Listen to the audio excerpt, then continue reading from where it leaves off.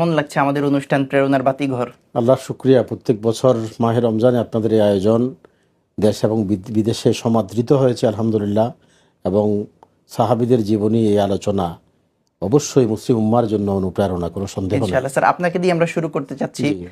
রুকাইয়া রাদিয়াল্লাহু তাআলা আনহার জীবনী নিয়ে আমরা একটু শুনতে চাই। আলহামদুলিল্লাহ, আলহামদুলিল্লাহ ওয়া কাফা ওয়া সালামুন আলা ইবাদিহিল্লাযিনা ইসতাফা, আম্মা বাদ।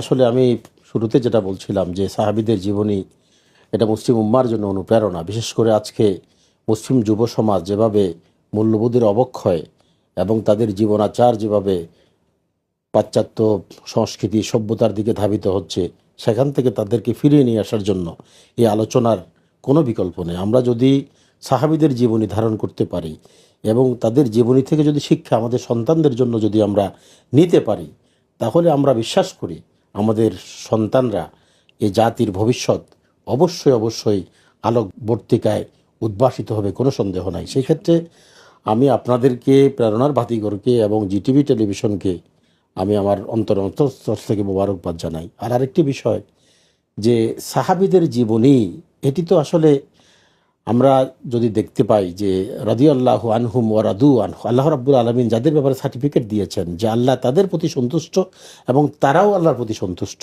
তো সুতরাং তাদের জীবনী আমাদের জীবনের প্রতিফলন থাকতেই হবে। তাদের জীবনের আদর্শ আমাদের জীবনের আদর্শ হিসাবে আমাদেরকে গ্রহণ করতে হবে, কোনো সন্দেহ নাই।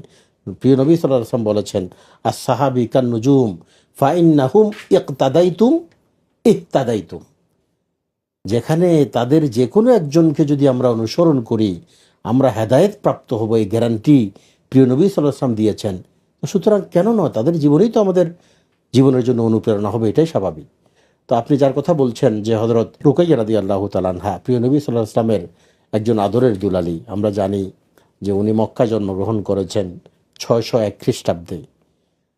হযরত রুকাইয়া রাদিয়াল্লাহু তাআলা আনহা প্রাথমিক ওনার প্রথম বিবাহ হয় আবু লাহাবের পুত্র উতবার সাথে। যখন ইসলাম প্রচার শুরু হয়, প্রিয় নবী সাল্লাল্লাহু আলাইহি ওয়াসাল্লামকে কষ্ট দেবার জন্যে আবু লাহাব এবং তার স্ত্রী উম্মে জামিল প্রিয় নবী সাল্লাল্লাহু আলাইহি ওয়াসাল্লামকে শুধুমাত্র যাতনার উপরে যাতনা দেওয়ার জন্য, কষ্টের উপরে কষ্ট দেওয়ার জন্য তার ছেলেকে বাধ্য করেন তালাক দিতে। এরপরে প্রিয় নবী সাল্লাল্লাহু আলাইহি ওয়াসাল্লাম তার আদরের দুলালী হযরত রুকাইয়া রাদিয়াল্লাহু তাআলা আনহাকে হযরত ওসমান রাদিয়াল্লাহু তাআলা আনহুর সাথে বিবাহ দেন। বিবাহের পরে যখন মক্কার অবস্থা তখন ভয়াবহ আকার ধারণ করে, অত্যাচার অতিষ্ঠ হয়ে যায় পুরা ওই জনপদ, তখন প্রিয় নবী সাল্লাল্লাহু আলাইহি ওয়াসাল্লাম তাদেরকে হিজরতের জন্য আবিসিনিয়ায় যাওয়ার অনুমতি দান করেন।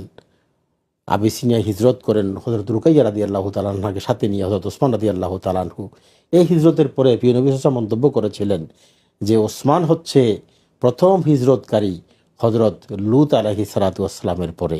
প্রিয় নবী সাল্লাল্লাহু আলাইহি ওয়াসাল্লাম তাদের জন্য দোয়া করেছেন।